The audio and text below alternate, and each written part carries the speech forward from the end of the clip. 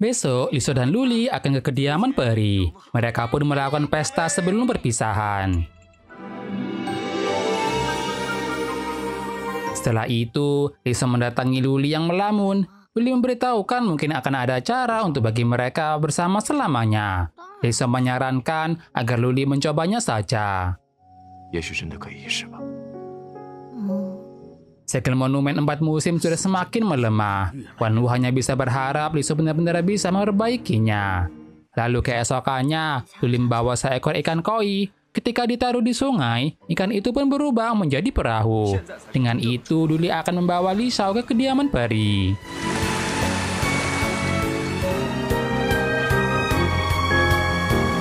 Mereka lalu diangkat ke atas langit dan dibawa Wanwu untuk sampai ke kediaman peri. Wanwu masih mengingat mereka berdua di pertemuan sebelumnya. Melihat Luli, ia merasa Luli memang pantas untuk menjadi pewaris.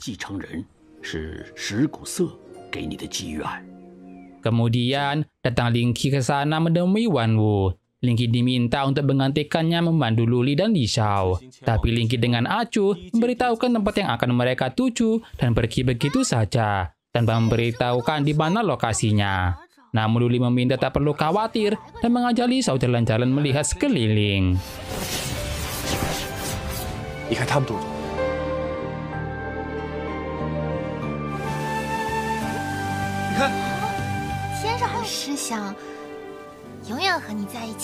Kini ia sudah sampai di bawah monumen 4 musim, tapi ia masih ragu karena Lisao yang ditugaskan untuk memperbaiki monumen. Ketika Lisao datang, ia melihat Luli yang tengah melamun. Ia beralasan tengah memikirkan alasan para peri bermeditasi. Kemudian, Luli memberitahukan alasan kenapa Lisao diterima di kediaman peri, yang mana jika gagal, Lisao pasti akan dibuang. Lisao berencana setelah memperbaiki monumen, ia ingin meminta agar Luli dibiarkan tinggal di kediaman peri juga. Namun ia cemas kalau tak bisa ke dunia manusia lagi. Kemudian, Luli menunjukkan boneka yang dipakai Lu Sheng dulu, dan menunjukkan bagaimana Bai Feng menipu Lisao. Lisao berjanji dirinya tak akan tertipu lagi. Sementara itu, Lu Sheng pergi menemui Auhen. Ia menawarkan untuk menyerang kediaman peri bersama-sama, yang akan dilakukan besok di hari di mana monumen diperbaiki. Keesokannya, Luli tengah tertidur di tepi sungai. Ketika terbangun, ia tak melihat Lisao di sampingnya. Saat ini, Lisao bersama dengan Wanwu. Ia meminta agar kediaman peri menyembuhkan Luli dari mantra pemakan jiwa sebagai imbalan memperbaiki monumen. Lisao sudah yakin meski tak akan bisa menjadi abadi. Asalkan bisa bersama dengan Luli, ia sudah puas. Mendengar itu, Luli pun ingin segera melamar Lisao.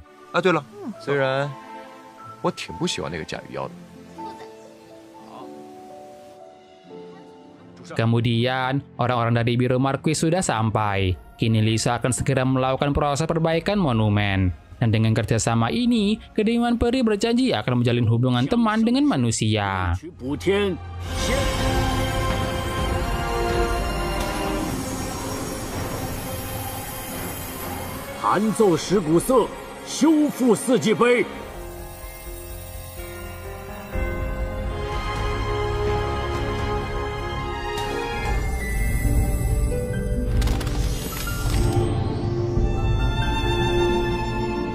Semua orang merasa kagum dengan yang Lisao lakukan, kecuali Bai Feng yang masih saja memiliki dengki di hatinya. Lisao merasa seolah Zither itu memanggil seseorang, yaitu Liaoning, yang merupakan titisan dari peri Zesui. Namun ternyata semua ini sudah berada dalam rencana Fuchun, yang mengirimkan kekuatan ke Zither yang sudah menggunakan nadinya itu, sehingga ia bisa mengendalikan Zither tersebut.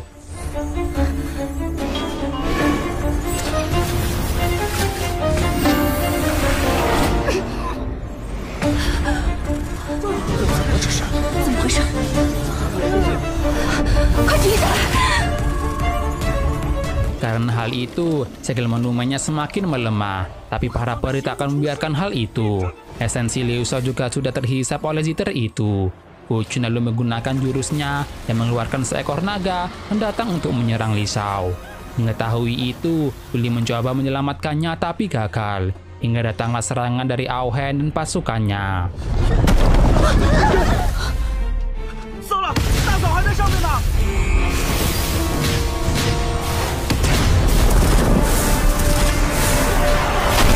Para siluman akhirnya berhasil menembus penghalang, dan pertarungan pun sudah takkan terelakkan.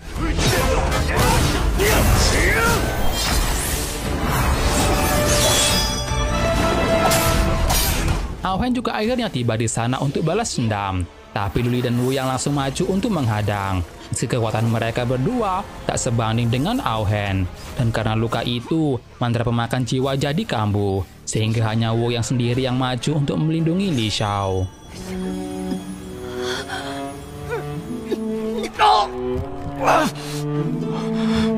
Luli tak bisa membiarkan Li Xiao dalam bahaya. Ia merasa dirinya kini sudah tak berdaya lagi. Di saat itulah muncul Lu Sheng ke sana untuk menghasut Luli, karena mungkin Luli akan mati jika terus seperti ini. Karena itu, membujuknya untuk menggunakan pedang bulan menghancurkan monumen dan segera menjadi dewa. Tapi Wu yang memperingati bahaya dari hancurnya monumen yang akan mendatangkan petaka di dunia ini, yang membuat Luli ragu harus memilih yang mana, hingga Luli bertekad tak akan menghancurkan monumen.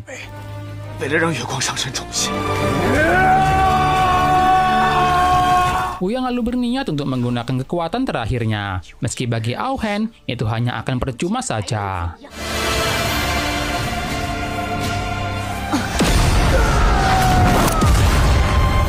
Li Xiao bersikeras tak akan membiarkan dirinya dikendalikan. Dengan kekuatan dewanya, membuat Fu Chun tak bisa mengendalikannya lagi. Dan Luli juga sudah bisa menekan mantra pemakan jiwanya. Tapi ia malah melihat Li Xiao yang jatuh terluka. Di kesempatan itu, Aohen berniat untuk mengambil nyawa Li Xiao. Tapi Luli maju menghentikan Aohen.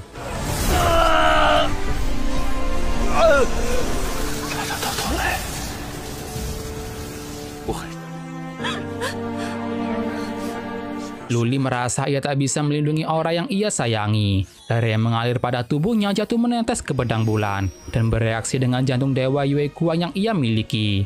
Dan pedang itu pun mengakui Luli sebagai pemiliknya.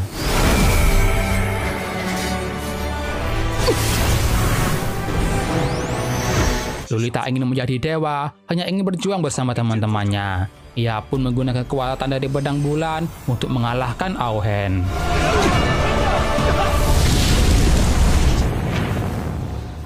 Dengan kekalahan Aohen, para siluman pun pergi. Tapi tak hanya Aohen yang tumbang kala itu, Luli juga mengalami luka parah karena menggunakan pedang bulan. Li Xiao dan semua orang pun mencemaskannya, dan kini Luli merasa tak bisa menepati janjinya untuk bersama Li Xiao seumur hidup.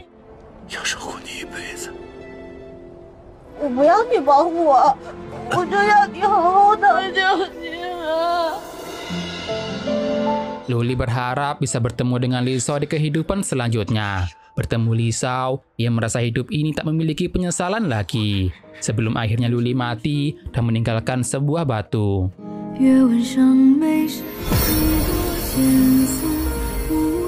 这人世，我走了一遭。别人都怀疑我的时候，你愿意信我。3万两。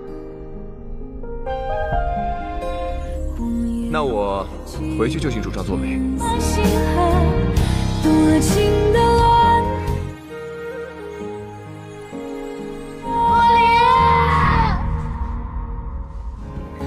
不再被人需要，生命走得便是你。 Karena kejadian itu, segel monumen jadi rusak parah. Untungnya datang seorang ke sana yang bisa menekannya, yaitu peri Wu Xiang, Lao Ge.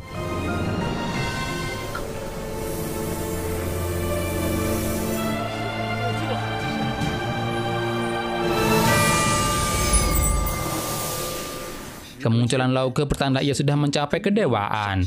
Wan Wu menjelaskan kalau semua ini terjadi karena Li Xiao. Lao Ge pun meminta agar diselidiki identitas Li Xiao, dan setelah itu, Lao Ge pergi bersama dengan pedang bulan. Sementara itu, terjadi hal aneh pada pohon suci, pertanda keretakan bertambah parah di monumen, dan Hena memainkan seluringnya untuk penghormatan atas kematian sahabatnya. Luli, 这首曲子。 Kabar kembalinya Lao Ge membuat Lao Ning jadi terbangun. Wan Wu kemudian menemani Lao Ge yang masih meditasi, karena masih ada pikiran yang mengganggu. Semua itu Lao Ke lakukan untuk menyempurnakan dirinya. 无怒 素来自律，为师放心的很。 Kemudian, diadakan pertemuan atas kejadian yang terjadi. Ling Qi menuduh semua ini perbuatan dari Li Shao. Dengan keadaan yang masih belum menerima kenyataan, Li Shao harus menjelaskan dari awal kejadian itu terjadi. Lao Ke lalu memeriksa ziter tersebut dan menemukan adanya nadi dari siluman tingkat tinggi. Qiu Xian merasa pemiliknya memiliki tujuan tersendiri. Bisa mengira itu milik Hena dan mencoba untuk menutupinya. 抽出了自己的灵脉。 你们看看他，你还巧舌如簧，满口狡辩。 Ling Qi terus saja menyalahkan murid biro Marquis Wu Yang. Ia meminta untuk reputasi biro dijatuhkan di mata masyarakat, yang membuat Li Shao berdiri membela mereka semua. Padahal mereka diajarkan untuk melindungi masyarakat, bahkan sudah berkorban dalam pertarungan sebelumnya. Baginya kediaman peri takkan ada bedanya dengan siluman. 那你们与那些，而是因为利弊。你们到底做错了什么？ 大胆！ 怎么？ Mendengar itu, Ling Qi marah dan berniat untuk membunuh Li Shao. Tapi Lao Ke menghentikan Ling Qi melakukan itu, menggunakan pedang bulan yang kini tunduk kepadanya. Ling Qi meminta agar Li Shao diberikan pelajaran. Tapi Lao Ke memberikan kesempatan dengan Li Shao masuk ke kolam tulang dan melewati ujian untuk mengetahui ketulusan hati yang Li Shao miliki. 被困境，就只有 我要去。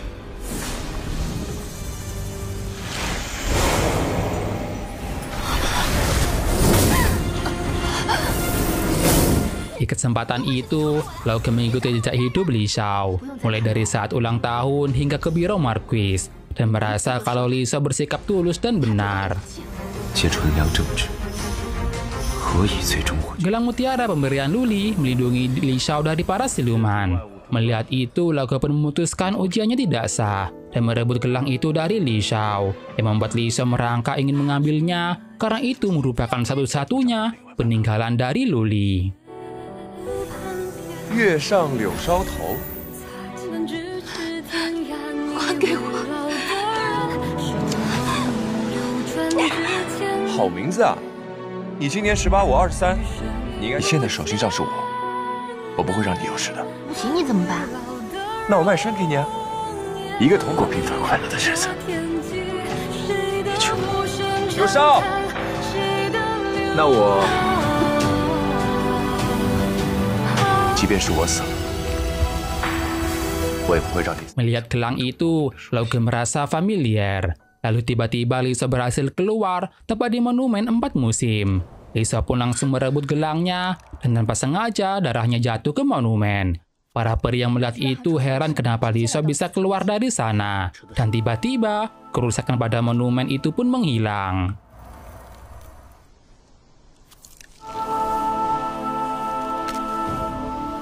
Melihat itu, Lao Ke berniat untuk meriksa jati diri Li Shao. Dan tanpa sengaja gelangnya terlempar dan mengenai topengnya. Dan ternyata Lao Ke memiliki wajah persis seperti Luli.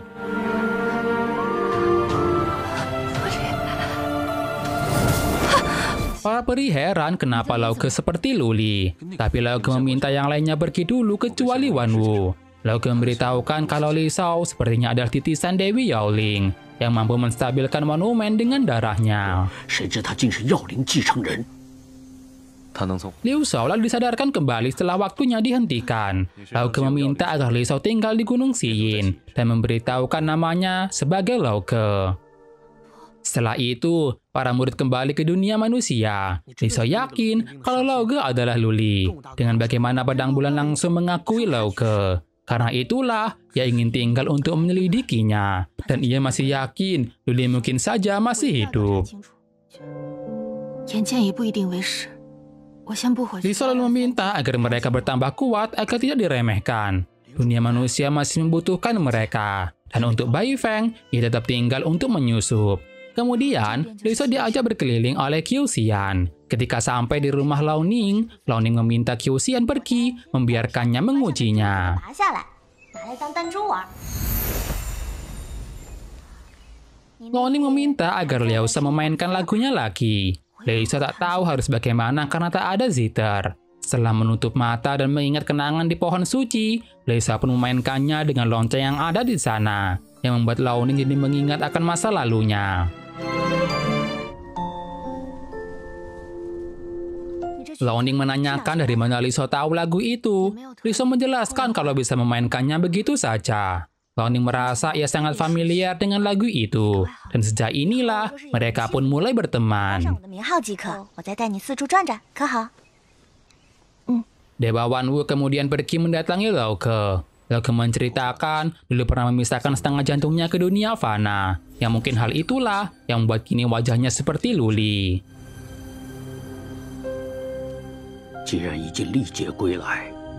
Wanwu minta agar Lao Ke tak memikirkan itu. Dia meminta agar Lao Ke menjauhi Li Shao. Karena tubuh Li Shao ada kekuatan Dewa Yaoling. Namun tujuan Lao Ke agar Li Shao membantu menstabilkan monumen. Lao Ning kemudian mengajak Li Shao berkeliling di sana. Pohon-pohon yang sudah lama mati tiba-tiba berbunga kembali. Yang membuat Lao Ke sendiri juga merasa heran. Kemudian, Lao Ning memberikan wangian untuk Li Shao untuk membantu bermimpi melihat orang yang ia sukai. Sementara itu, Lu Xun tengah bersedih atas kematian Luli dan mengingat bagaimana kedekatan mereka dulu. Kemudian datanglah Fu Jun ke sana, memberitahukan Lao Ke yang menjadi dewa dan melakukan penyelidikan. Saat itu lagu yang ia mainkan sudah akan menghancurkan monumen. Tapi sayangnya Luli malah mengangkat pedang bulan untuk membunuh Auhen. Tapi Lu Xun masih memiliki seseorang di kediaman peri. Dengan ini ia masih belumlah merasa kalah. Berbeda dengan Fu Jun yang mungkin akan ketahuan jika sampai mereka menemukan serpihan dari Dewa Yaoling. Tapi Fu Jun tak takut karena ia punya senjata yang bagus. Lu Xun heran padahal Hena ingin melindungi Li Shao. Tapi Fu Jun malah ingin membunuhnya. Dengan kematian Auhen, Lu Xun menyarankan untuk mengambil hati siluman lain dan menjadi pemimpin di dunia siluman. Tapi Fu Jun malah marah karena Lu Xun yang ikut campur. Qiu Shen menjelaskan kalau Li Shao saat itu sudah hampir selesai. Tapi tiba-tiba lagu berubah dan jadi menghancurkan. Lao Ke merasa ada yang aneh dengan kejadian ini. Dan ia pun akhirnya tahu pemegang pedang bulan sebelumnya adalah Luli. Yang mati karena menggerakkan pedang bulan dengan tubuhnya. Lao Ke merasa ada orang yang membuat rencana ini. Auhen hanyalah bagian dari rencana tersebut. Karena itu, meminta Qiu Xian segera mencari serpihan Yaoling. Namun di saat itu, mata-mata milik Fu Jun sudah bergerak. Kemudian, Lao Ke melakukan meditasi kembali. Di saat itu, Lao Ning di sana tengah menunggunya. Lao Ning menjelaskan kalau ia punya teman baik yang baru. Meski Lao Ke tak ingat akan masa lalunya di dunia fana, tapi Li Shao masih mengingat semuanya. Lao Ning kini membantu Lao Ke dengan mengunci Li Shao di dunia mimpi.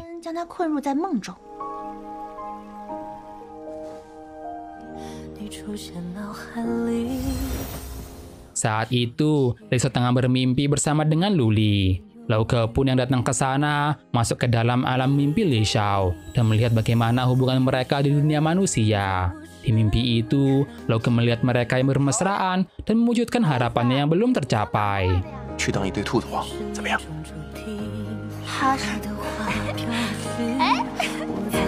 Li Shao cemas ketika bangun ia tak akan bertemu Luli lagi. Tapi dalam mimpi itu, Luli memberitahukan kalau Lao Ke adalah dirinya.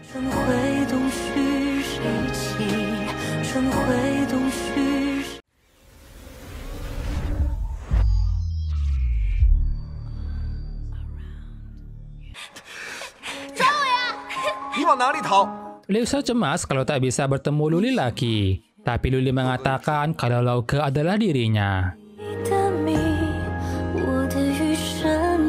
Kemudian, Lao Ke mengganti Luli dengan dirinya. Dan ketika Li Shao sadar, Lao Ke sudah di depannya.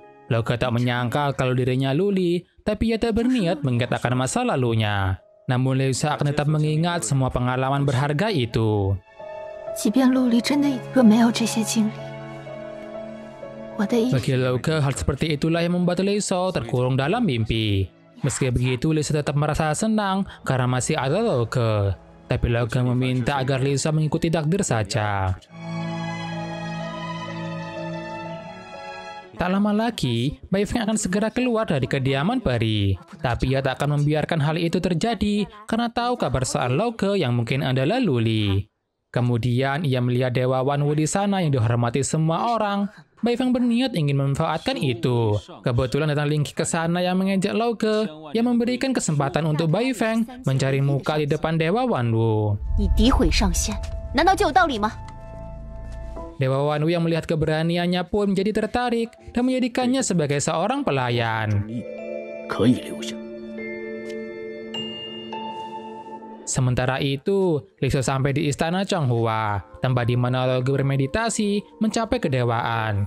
Namun di sana terdapat beberapa formasi sihir yang membuat Li Shao tak mudah untuk masuk. 阵法，哥。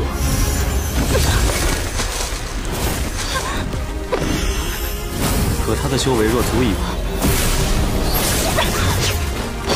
Lauke sengaja memasang formasi untuk menguji Li Shao, padahal Wanwu merasa Lauke tak perlu seperti itu. Tapi Lauke berniat ingin membuat jimat darah menggunakan darah Li Shao. 好吧， 好吧， Karena gagal, Lauke masih memberi waktu untuk Li Shao. Tanpa terduga di luar, Li Shao malah bertemu dengan Wan Sui. Li Shao merasa Lauke adalah Luli, namun di saat yang sama tak seperti Luli juga. Bagi Wan Sui, meski sifatnya berbeda, tapi dasarnya tetap sama. Apalagi Luli orang yang paling peduli kepada Li Shao. Karena itulah, Li Shao berniat akan membuat Lauke menyukainya, atau setidaknya membuatnya mengingat soal dirinya. Dan ia bertekad pasti akan bisa melewati formasi ini.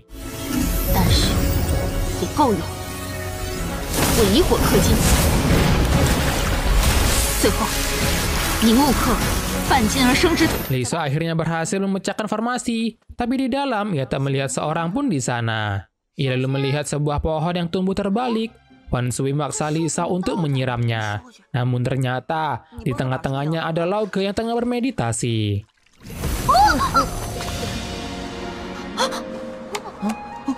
Lauke menjelaskan kalau pohon itu tak membutuhkan air.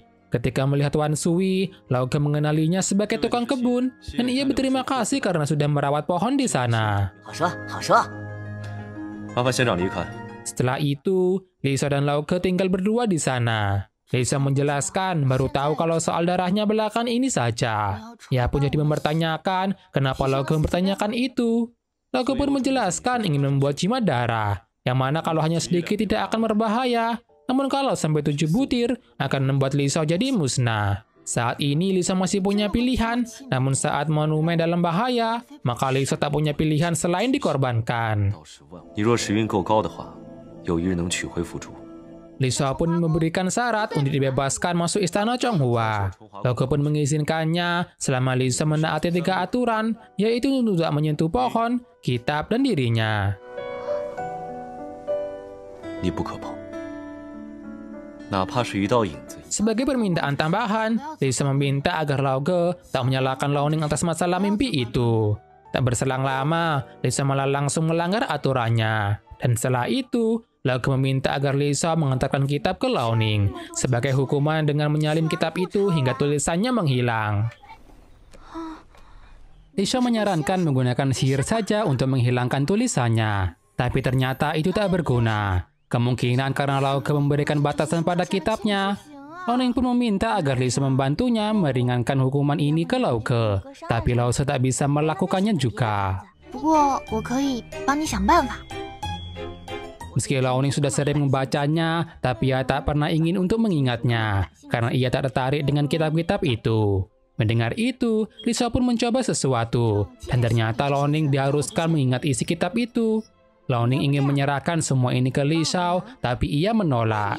Li Shao menawarkan embun rumput kaisar jika Liaoning mau menghafalnya, dan ia akan menemani Liaoning selama menghafal.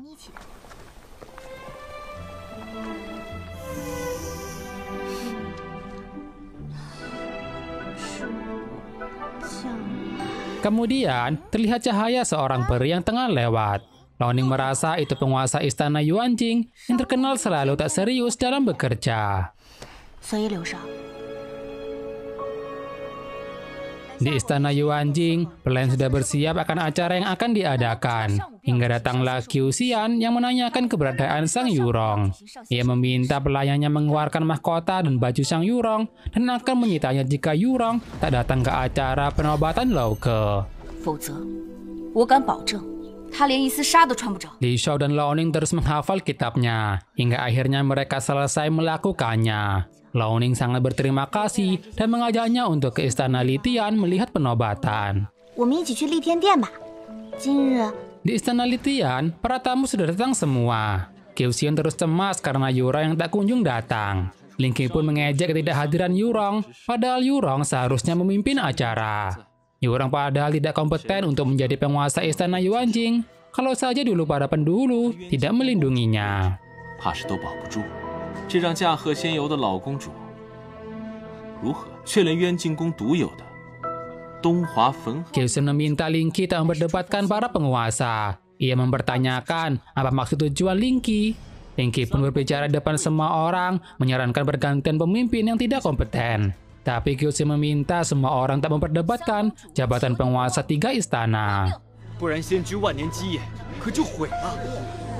Sementara itu, Sang Yurong masih berada di Gunung Xiyin. Di saat itu, Lao Ning dan Li Shao tengah akan ke istana Litian. Karena Lao Ning tertidur, Lao Xian terus berusaha mengendarai perahunya. Tapi ia tak tahu bagaimana caranya. Hingga datanglah Yurong ke perahu mereka dan mengajarkan bagaimana cara untuk mengendarainya.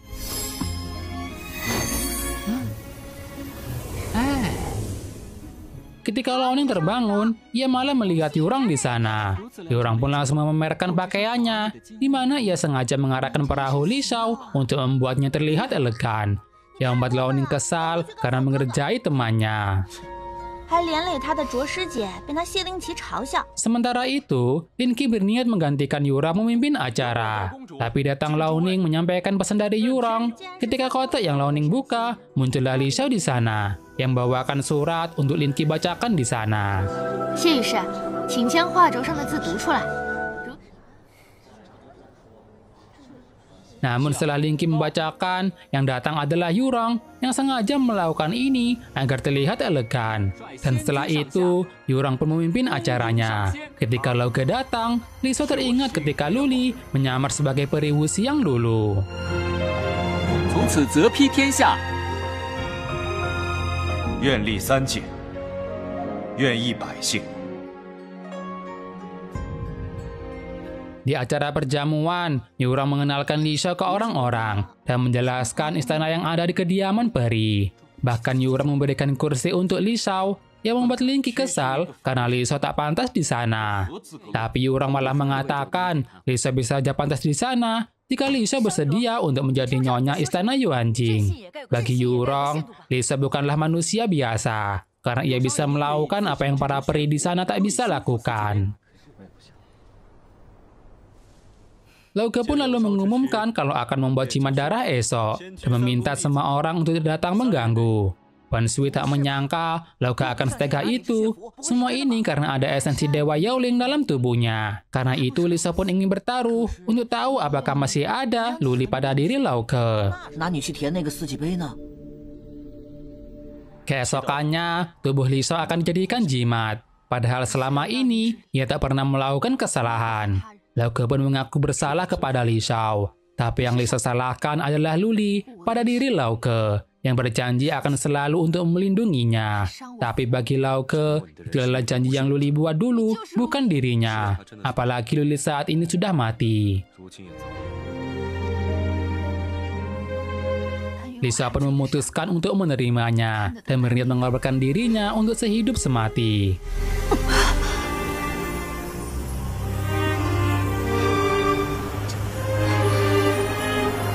Ketika Li Shao menyebutkan nama Luli, Lau Ke merasakan ada yang aneh dengan detak jantungnya. Sebelum akhirnya pergi meninggalkan Li Shao sendiri. Dan sepertinya, jimat tersebut memang bisa memperbaiki monumen.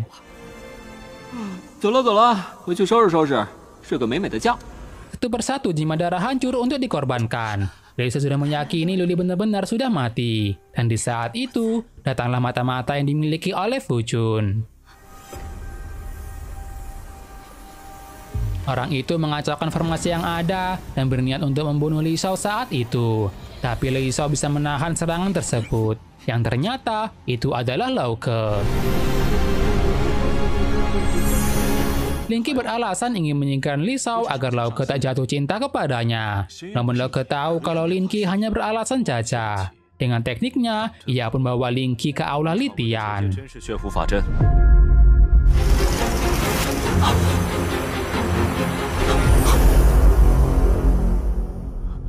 Wan Wu menanyakan apa maksud yang Lao Ke lakukan. Ia pun menjelaskan dengan kejadian sebelumnya, Lao Ke yakin kalau ada mata-mata di kediaman peri. Dengan panci yang sudah Yurong lakukan sebelumnya, membuat Lin Ke masuk jebakan, apalagi Lin Ke dipenuhi aura siluman. Lin Ke pun beralasan kalau aura ini karena ia sudah sering bertempur melawan mereka. Namun dengan kekuatan Lao Ke, ia pun menguak aura siluman itu yang memiliki kekuatan yang sangat besar, yang menandakan Lin Ke sudah berkolusi dengan siluman sejak lama. Semua ini Lin Ke lakukan karena ketidakadilan yang ia terima, padahal ia sudah berjuang di medan perang sampai di posisi ini. Tapi pada akhirnya, ia tak sebanding dengan bocah seperti Yurong.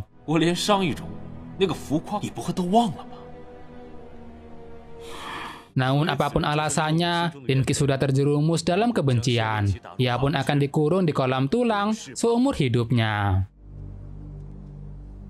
Yurong lalu menjelaskan rencana yang sudah Lao Ke lakukan, di mana saat itu Yurong membantu Lao Ke dalam rencana itu. Dan Yurong pun membanggakan hal itu di depan Li Shao.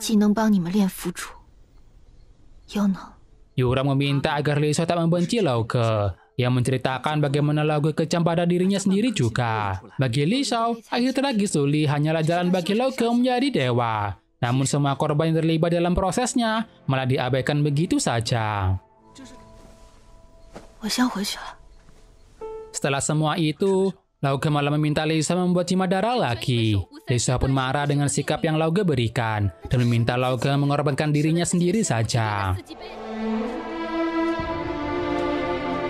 Lao Ke pun lalu memikirkan dengan perkataan Li Shao. Ia bertekad bahkan tanpa Cimadara tak akan membiarkan iblis keluar. Tapi datang Wan Wu mempertanyakan kenapa proses perbaikan monumen dihentikan. Karena takut iblis yang ada di sana bisa keluar. Dulu kala ketika alam mengalami kekacauan, Dewa Ye Guang berniat mengunci aura pada dirinya. Tapi tidak disangka, aura jahat itu malah menguasai Ye Guang. Dewa Yueling lalu membelah hati Dewa Ye Guang menjadi dua. Yang jahat disegel di monumen 4 musim, sementara yang bersih berubah menjadi Lao Ke.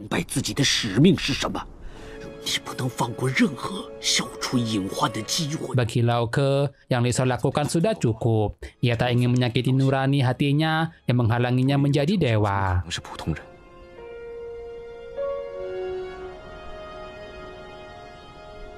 Setelah itu, Dewa Wan Wu menanyakan tujuan Bai Feng ke kediaman peri. Bai Feng beralasan kalau ingin berlatih demi menolong orang. Tapi Wan Wu tahu kalau Bai Feng ingin balas dendam ke Li Shao. Ia pun memberikan Bai Feng obat yang bisa membantu Bai Feng berkultivasi dan memintanya untuk menjaga Lao Ke agar dia jatuh cinta kepada Li Shao. Wan Sui merasa tak ada yang baik di kediaman peri. Li Shao pun kesal karena selalu melihat Lao Ke yang seperti Luli. Baginya, Lao Ke hanyalah bajingan yang merebut wajah Luli. Namun di saat itu, Lao Ke di sana menguping pembicaraan itu. Tiba-tiba Lao Ke bergerak seperti yang Luli lakukan dulu ke Li Shao. Lao Ke lalu menyampaikan niatannya datang untuk memberikan ziter emas untuk membantu Li Shao melupakan masa lalunya. Tapi yang Li Shao ingin lupakan adalah ingatannya tentang Lao Ke.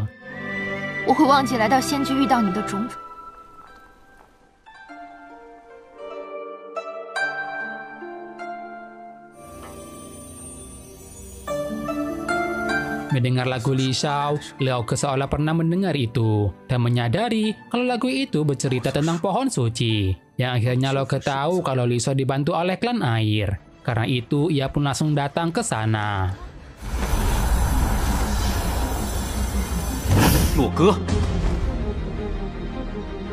Saat pertama bertemu, Hena juga merasa kalau itu adalah Luli. Tapi Lao Ke menyangkalnya dan menyampaikan niatan kedatangannya ke sana untuk mencari tersangka yang sudah mengacaukan kediaman peri.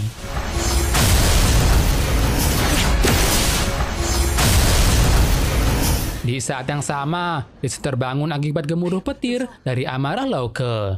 Lisa tak tahu apa yang terjadi dan kenapa bisa tertidur di sana. Hingga Wan Sui memberitahukan kalau Lisa menyebutkan nama Hena. Dan ia pun langsung turun ke dunia siluman, menghentikan pertarungan.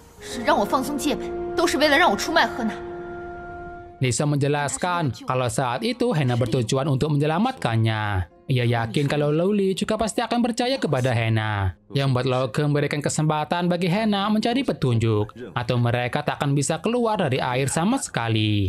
Untuk itu, Lisa pun perlu menceritakan apa yang terjadi waktu di kediaman peri.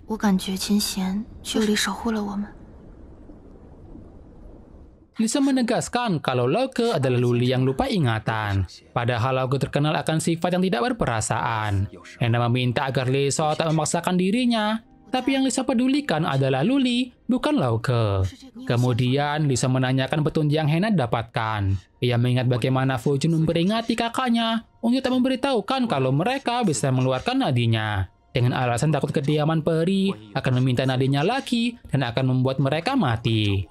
Namun Hena akhirnya memilih untuk menutupi semua itu. Di luar, Lauke terus menunggu hasil dari Hena. Tapi ia merasa kesal karena pohon suci yang terus saja mencoba mempengaruhi hatinya. Kemudian, Lisa datang ke sana membawakan arak. Ia meminta Lauke membuktikan diri dengan minum arak itu. Kalau ia bukan Luli yang dulu pohon suci saksikan. Lisa memaksa Lauke untuk minum arak itu sebagai balas hutang Lauke kepada dirinya. Namun berapa kali pun Lauke meminumnya, ia menegaskan kalau Luli sudah tiada. Dan akhirnya Lisa pun meyakinkan dirinya kalau memang Luli sudah tiada.